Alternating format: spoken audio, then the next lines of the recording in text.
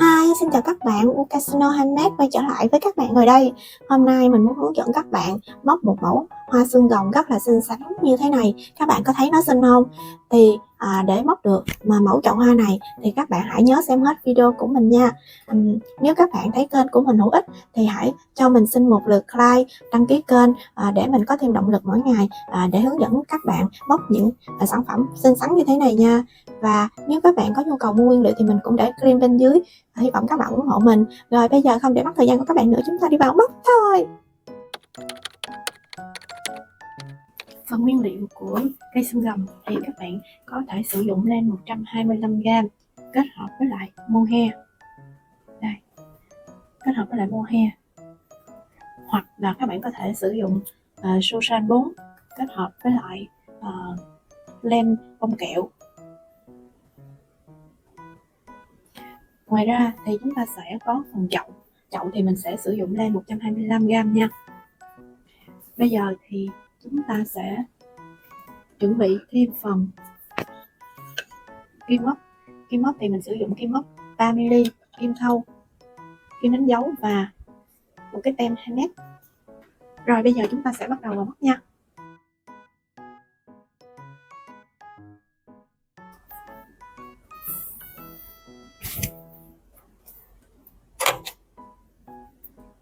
Thì đầu tiên các bạn sẽ chập đôi cái len Susan và len bông kẹo lại với nhau. Các bạn cũng có thể sử dụng len 125g, sử dụng nó một mình nó cũng được, tùy các bạn phối. Thì ở đây cây xương rồng thì do là mình làm cho nó hơi có xù xù ra nên là mình sẽ phối với len mohair hoặc là len bông kẹo. Đầu tiên thì mình sẽ tạo vòng tròn ma thuật, sau đó chúng ta sẽ móc vào lên một bính này, móc vào vòng tròn 6 mũi đơn. 2 3 4 5 6. Sau đó chúng ta sẽ rút vòng tròn lại và nối với mũi đơn, chân mũi đơn đầu tiên, một mũi trượt. Hàng thứ hai thì chúng ta sẽ lên một bính và móc vào chân bính chân mũi vừa lên bính 2 mũi đơn chung một chân móc, hay còn gọi là mũi tăng. Chúng ta đánh dấu lại mũi đơn đầu tiên. Rồi các bạn sẽ lặp lại thêm 5 lần nữa, 5 lần mũi tăng nữa.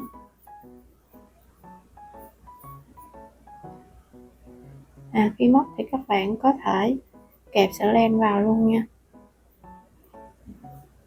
Tổng cộng chúng ta sẽ có 12 chân mũi. Chúng ta móc 6 mũi tăng đó, tổng cộng là có 12 chân mũi.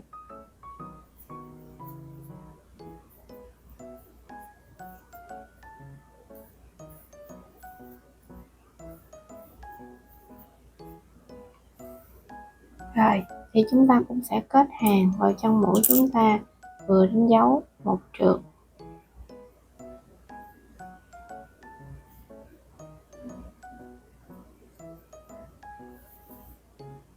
Hàng thứ ba thì chúng ta sẽ lên một bính và móc vào mẫu chân, móc một mũi đơn,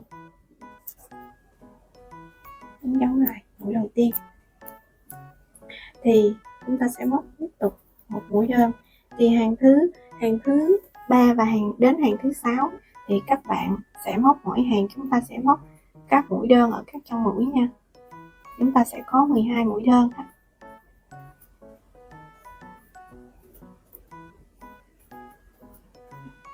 Thì các bạn móc từ hàng thứ 3 đến hàng thứ 6 nha. Mình sẽ gặp lại các bạn ở hàng thứ 6. Khi móc xong hàng thứ 6 thì chúng ta sẽ cho một ít bông nhòi. Chúng ta sẽ cho một ít bông nhòi vào.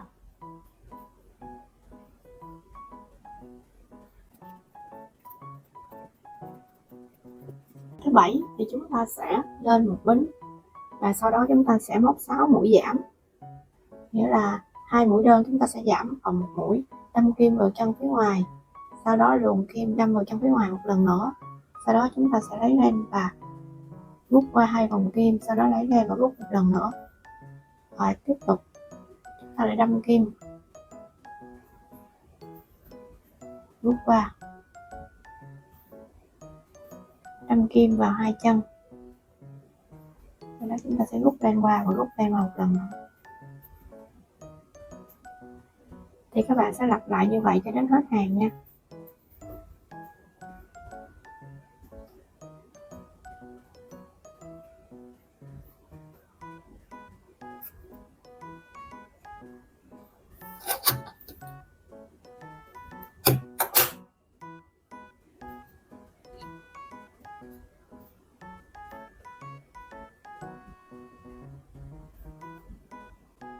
Cạnh xương rồng thứ hai thì chúng ta sẽ cũng tạo vòng tròn ma thuật, sau đó móc vào vòng tròn 6 mũi đơn,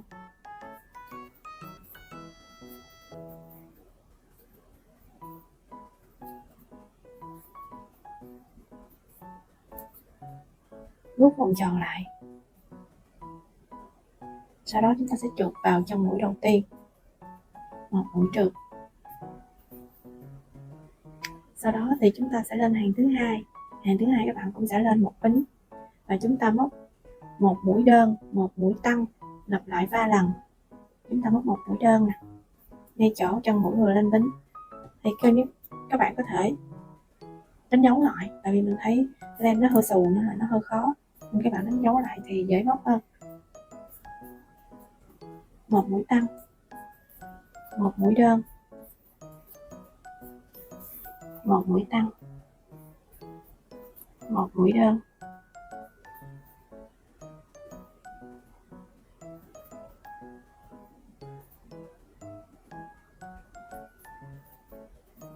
một mũi tăng. Sau đó thì các bạn cũng sẽ kết hàng bằng một mũi trượt.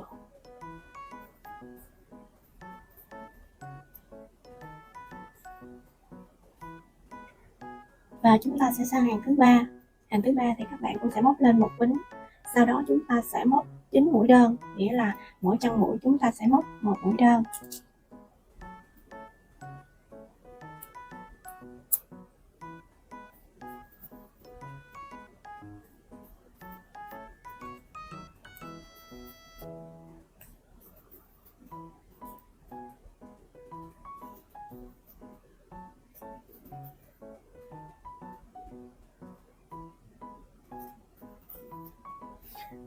Và hàng thứ tư thì các bạn cũng sẽ móc 9 mũi đơn nha. Mình sẽ gặp lại các bạn ở cuối hàng thứ tư nha. Ở đây thì mình móc xong hàng thứ tư rồi nè. Thì các bạn nhồi một xíu len vào, một xíu bông vào. Các bạn thích nhồi gì nhồi, không nhồi thì cũng không sao nha. Nhưng mà mình nhồi một xíu bông để cho nó bung bung ra xíu, tròn tròn. Nhồi một xíu bông vào.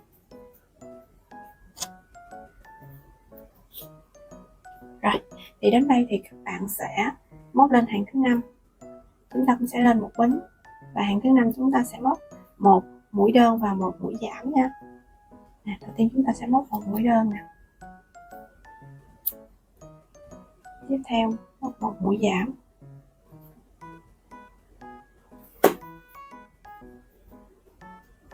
Chúng ta được một cụm rồi nè. Chúng ta sẽ lặp lại thêm 2 lần cụm này nữa. Một mũi đơn,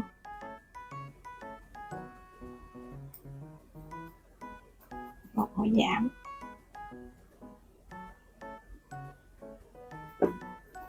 một mũi đơn, một mũi giảm. Sau đó thì các bạn cũng sẽ kết hàng bằng một mũi trượt. Và các bạn cũng sẽ cắt lên đây.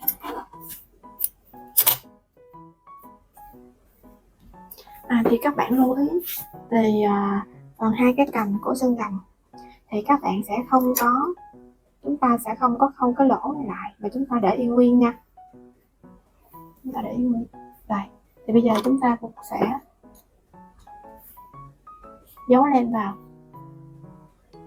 thì chúng ta đâm kim vào, nên đâm kim xuống để mà chúng ta giấu sợi len này vào rồi.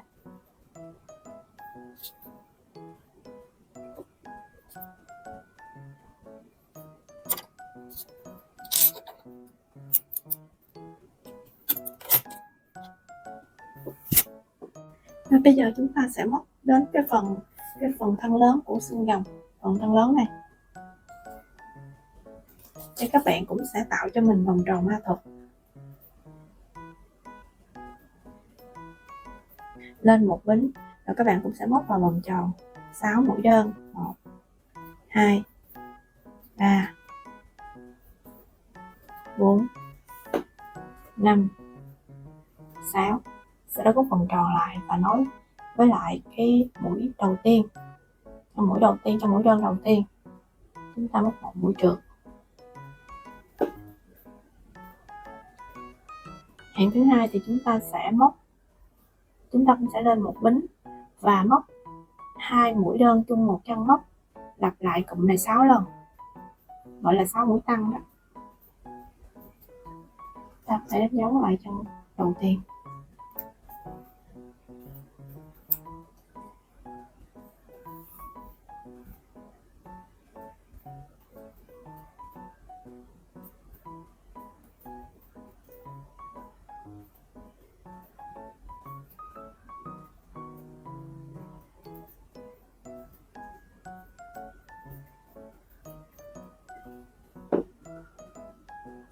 Rồi thì chúng ta cũng sẽ kết hàng bằng một mũi trượt vào chân móc chúng ta đã đánh dấu.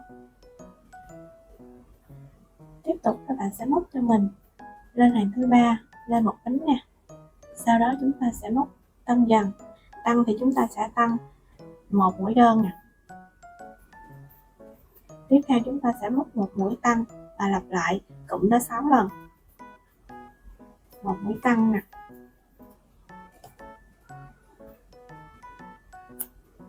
Rồi chúng ta được một cụm, tiếp tục lặp lại thêm 5 lần cụm này nữa. Một mũi đơn, một mũi tăng, một đơn, một tăng, lặp lại đến hết hàng nha.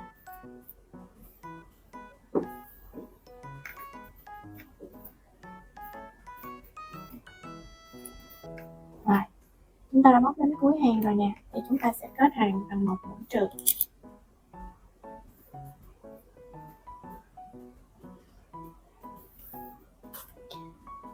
Sau đó thì chúng ta sẽ móc lên hàng thứ ba, chúng ta cũng sẽ tăng, gọi là tăng tĩnh tiến đó, thì các bạn sẽ móc 2 mũi đơn. Sau đó chúng ta sẽ móc một mũi tăng, lặp lại cụm này tổng cộng là 6 lần.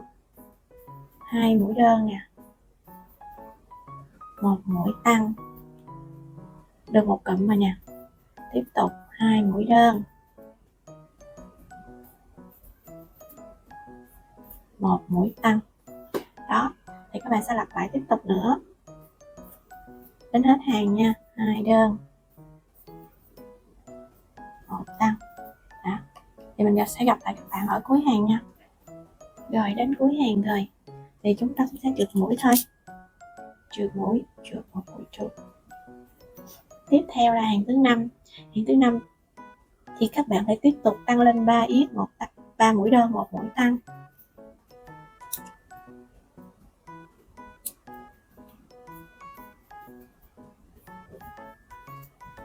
Ba mũi đơn nè, một mũi tăng,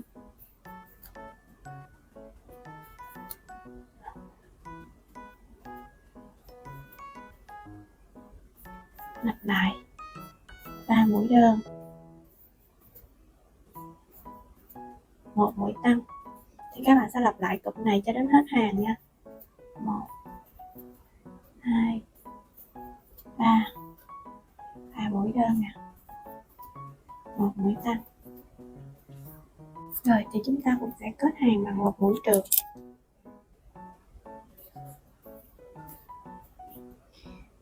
Và chúng ta sẽ lên hàng thứ 6. Hàng thứ 6 chúng ta cũng sẽ lên một bính nè. Sau đó chúng ta sẽ móc Mỗi chân móc chúng ta sẽ móc một mũi đơn.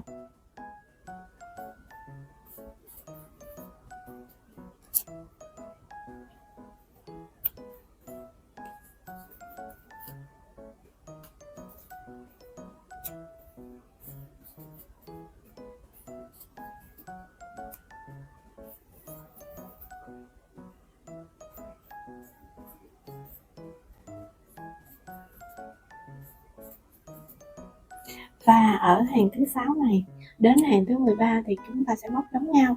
Mỗi chân móc chúng ta sẽ móc một mũi đơn, tổng cộng mỗi hàng chúng ta sẽ có 30 mũi đơn. Rồi thì các bạn sẽ móc nha. Mình sẽ hẹn gặp lại các bạn ở cuối hàng thứ 13 nha. Bây giờ thì mình đã móc xong hàng thứ 13 rồi. Thì bây giờ mình sẽ móc sang hàng thứ 14. Hàng thứ 14 thì các bạn sẽ bắt đầu giảm mũi. Chúng ta sẽ móc 3 mũi đơn và một mũi giảm, lặp lại 6 lần. 3 mũi đơn nè, đánh dấu lại mũi đơn đầu tiên, một mũi giảm,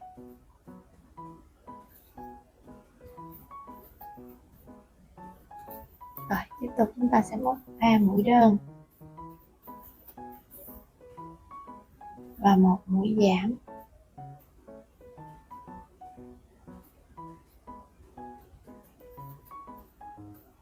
Tiếp tục các bạn sẽ lặp lại cụm này cho đến hết hàng nha.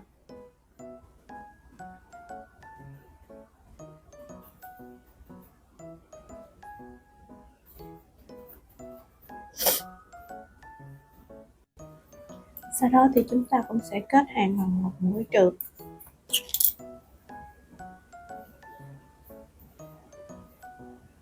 Rồi tiếp tục hàng thứ 15 thì chúng ta sẽ lên một bính và móc 2 mũi đơn, một mũi giảm, lặp lại 6 lần.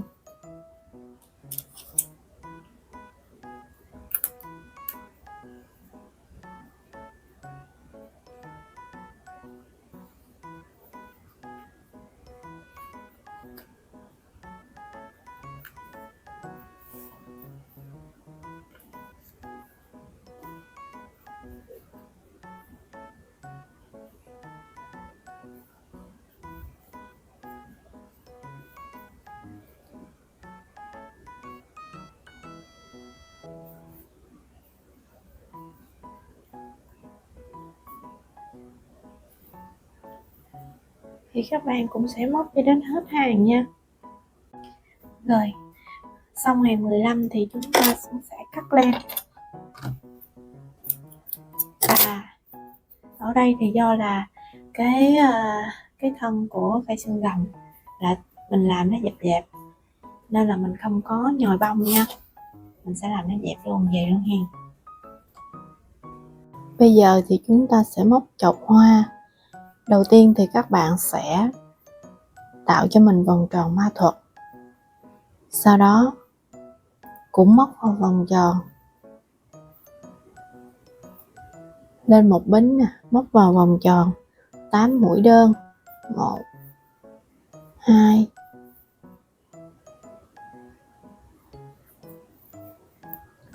3 4 5 6 7 8. Sau đó rút vòng tròn lại và chúng ta sẽ nối với lại chân mũi của mũi đơn đầu tiên, một mũi trượt.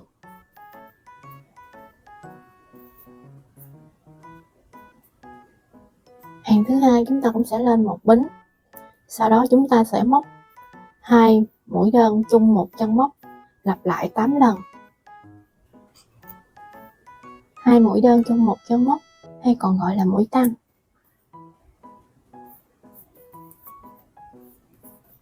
2 3 4 5 6 7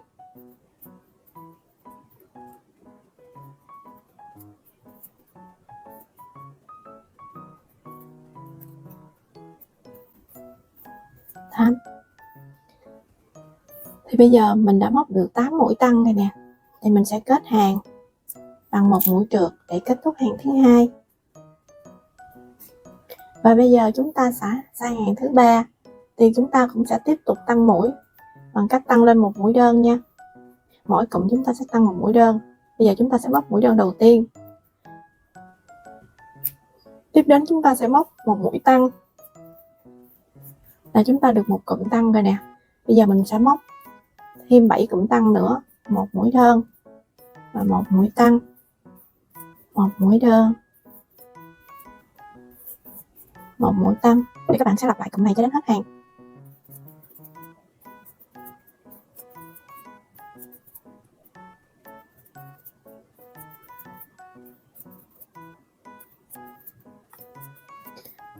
Thì quy tắc tăng là chúng ta sẽ tăng cái số mũi đơn vào, tăng cái số mũi đơn lên.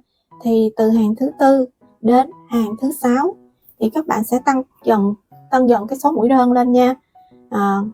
Và công thức thì mình sẽ để trên màn hình để các bạn tiện theo dõi trong lúc mình móc nha. Thì mình cũng sẽ móc tương tự như là hàng móc mình móc nãy giờ thôi, nhưng mà chỉ có cái số mũi đơn là nó sẽ tăng lên thôi. Thì các bạn sẽ tiếp tục móc nha. Mình sẽ hẹn gặp lại các bạn ở cuối hàng thứ 6. Sau khi chúng ta móc xong hàng thứ 6, bước qua hàng thứ 7, thì hàng thứ 7 này chúng ta sẽ móc các mũi BLO. Đầu tiên thì chúng ta sẽ lên một bính. Mũi BLO có nghĩa là móc vào chân phía sau, nghĩa là mỗi chân móc chúng ta sẽ có 2 chân nha, chân trước nè và chân sau. Thì chúng ta sẽ móc vào cái phía chân sau này. Thì mỗi chân móc chúng ta sẽ móc một mũi đơn, nghĩa là hàng này sau khi móc xong chúng ta sẽ có 48 mũi đơn. Thì các bạn sẽ móc nha, móc vào chân phía sau. Đây, mình móc mỗi chân một mũi đơn thì nó sẽ như thế này.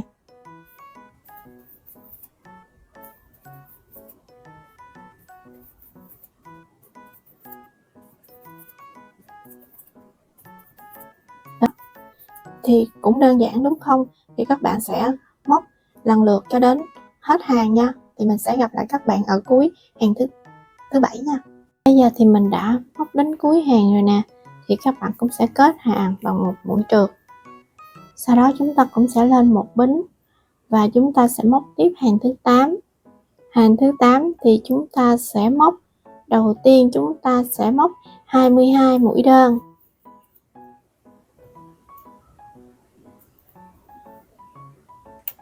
Đây, các bạn sẽ móc 22 mũi đơn. Các mũi đơn thì móc bình thường thôi nha.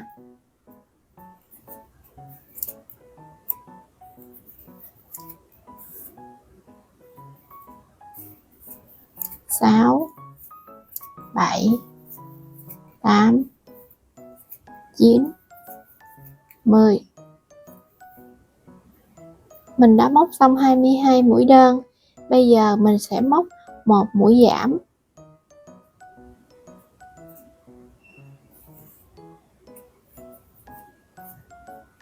Bây giờ thì chúng ta đã tạo được một cụm rồi nè. Thì các bạn sẽ lặp lại cụm y như vậy, 22 mũi đơn và một mũi giảm. Thì chúng ta sẽ hoàn thành hàng này nha.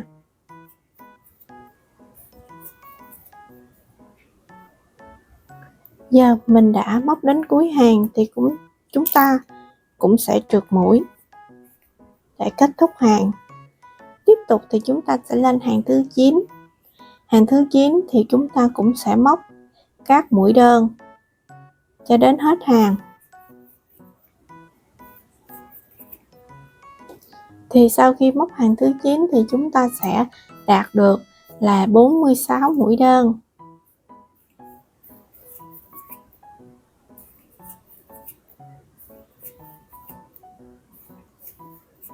Thì các bạn sẽ móc các mũi đơn bình thường nha. Từ hàng thứ 10 đến hàng thứ 17 thì chúng ta cũng móc tương tự như hàng thứ 9. Nên là mình sẽ hẹn gặp lại các bạn ở cuối hàng 17 nha. Bây giờ mình đã móc xong hàng thứ 17 rồi nè. Mình sẽ tiếp tục sang hàng thứ 18. Hàng thứ 18 thì các bạn sẽ móc lên giùm mình 2 bính. Sau đó thì các bạn sẽ móc tất cả các mũi kép. Nghĩa là mỗi chân mũi chúng ta sẽ móc một mũi kép nha các bạn. thì các bạn sẽ móc như vậy cho đến hết hàng.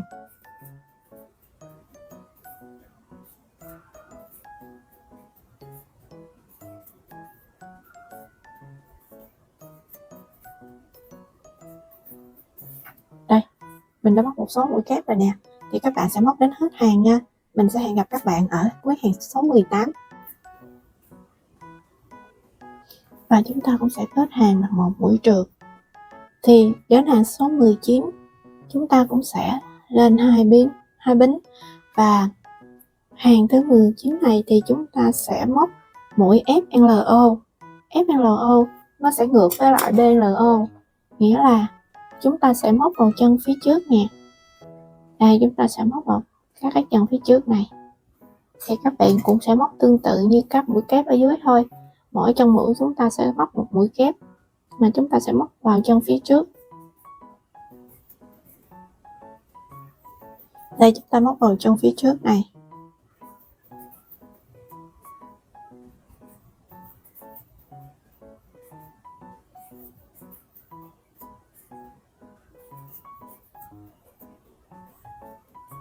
Đây, thì các bạn cũng sẽ móc như vậy cho đến hết hàng nha. Rồi mình sẽ gặp lại các bạn ở cuối hàng này. Rồi bây giờ mình sẽ kết hàng nha.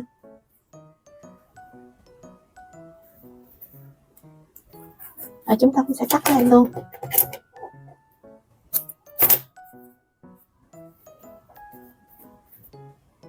Bây giờ thì chúng ta sẽ viền xung quanh đáy chậu.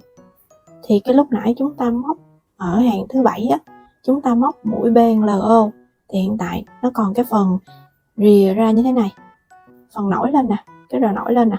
Thì bây giờ mình sẽ móc vào phần này nha. Mình móc tất cả các mũi trượt, mình móc mũi trượt nha.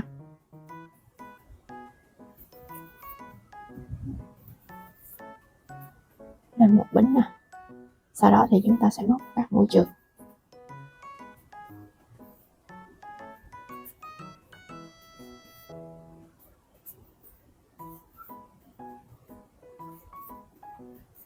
Thì các bạn sẽ trượt hết cái hàng thứ 7 này nha. Đây. Các bạn lưu ý là mình sẽ đập cái hướng kim á, thì nó sẽ hướng xuống dưới nha. Đừng có làm ngược lên trên thì nó không có được đẹp cho lắm. Mình hướng cái mũi kim xuống dưới. Đây. Thì các bạn sẽ móc cho đến cuối hàng nha. Rồi bây giờ mình đã móc xong tất cả các mũi trượt ở đáy chậu rồi nè. Rồi thì các bạn cắt len và giấu len đi nha.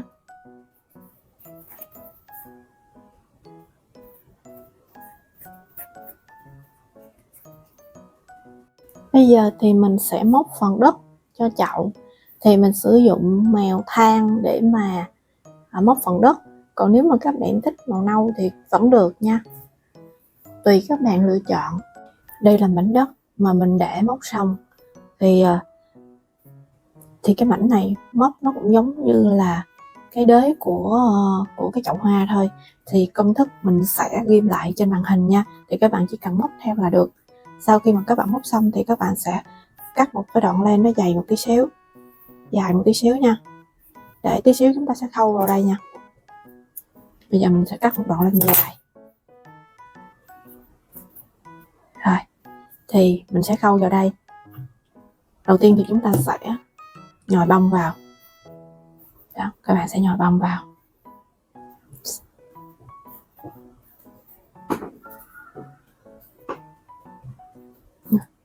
Sau đó chúng ta sẽ dùng kim khâu và khâu nó lại.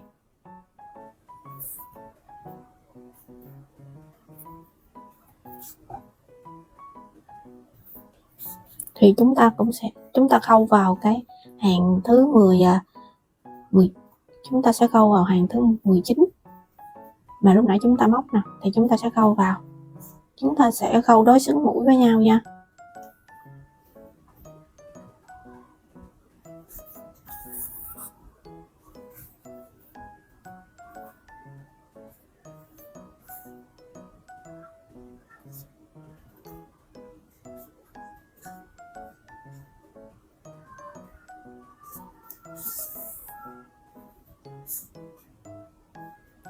sẽ khâu qua mũi FLO này. Thì các bạn sẽ khâu cho đến hết nha. Chúng ta chỉ cần khâu qua khâu lại thôi cho nó đối xứng mũi với nhau.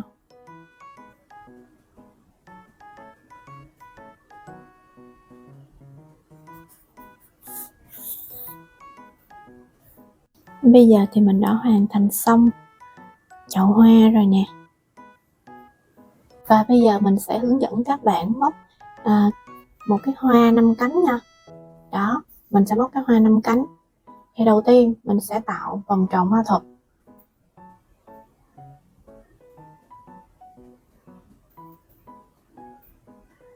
Sau đó chúng ta sẽ móc lên 3 bính. Sau đó thì chúng ta sẽ móc vào vòng tròn 2 mũi kép. Sau đó tiếp tục lên 2 bính, 3 bính và chúng ta sẽ móc vào vòng tròn 1 mũi trượt. Thì bây giờ mình đã được một cánh rồi nè. Mình sẽ móc viên cánh thứ hai. 1, 2, 3 bính. Móc vào vòng tròn 2 mũi kép. Mình lên 2 bính, lên 3 bính và móc một mũi trượt vào vòng tròn. Thì các bạn sẽ lặp lại cụm này cho đến khi chúng ta đạt được 5 cánh hoa nha. Giờ mình đã móc xong 5 cánh hoa rồi nè. Mình sẽ cắt lên và chúng ta sẽ rút lên lại, rút vòng tròn lại.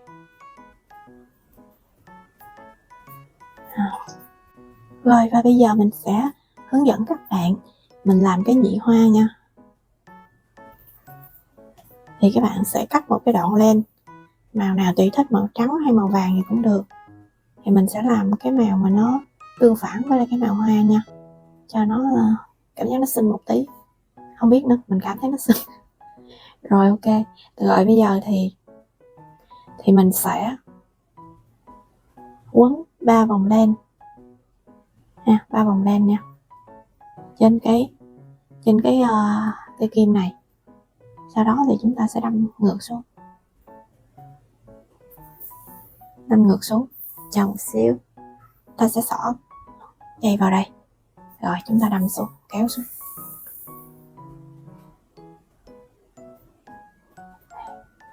Rồi, đây, đó, rồi, chúng ta có thể buộc chặt lại. Rồi chúng ta sẽ cắt lên đi.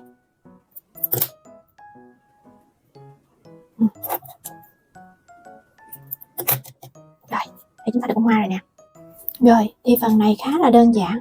Thì bây giờ chúng ta chỉ cần là dán chúng lại với nhau thôi. Đó, mình sẽ dán lại giống như cây xương rồng vậy đó. Mình sẽ dán, bây giờ mình sẽ dán cái phần giữa này nha, cái phần to vừa đó.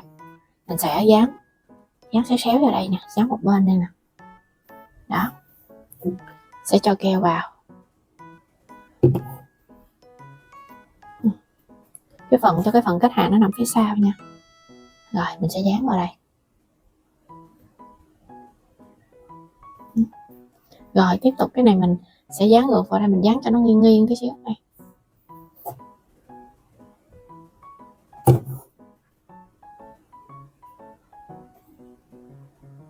Nè, mình sẽ cho vào đây, nghiêng nghiêng. Rồi. Và phần bông hoa thì mình sẽ dán giữa vào đây như là bông hoa nó nở ở đây vậy đó. Thì mình cũng sẽ dán cái phần bông hoa vào. Đó, mình dán vào giữa đây. Đó.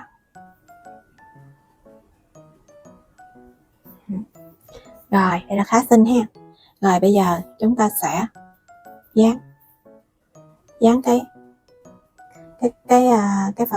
cái phần cành xương rồng vào trong cái chậu này. Thì các bạn khâu cũng được, mà mình thấy dán cũng được, thì các bạn thôi, các bạn có thể khâu lại. Thì chúng ta sẽ dán nó vào nha.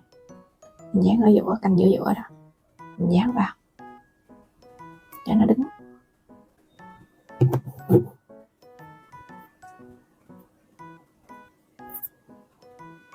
Rồi thì chúng ta sẽ canh chỉnh lại cho thêm một miếng keo vào đây nữa để cho nó đứng vững hơn. Đó.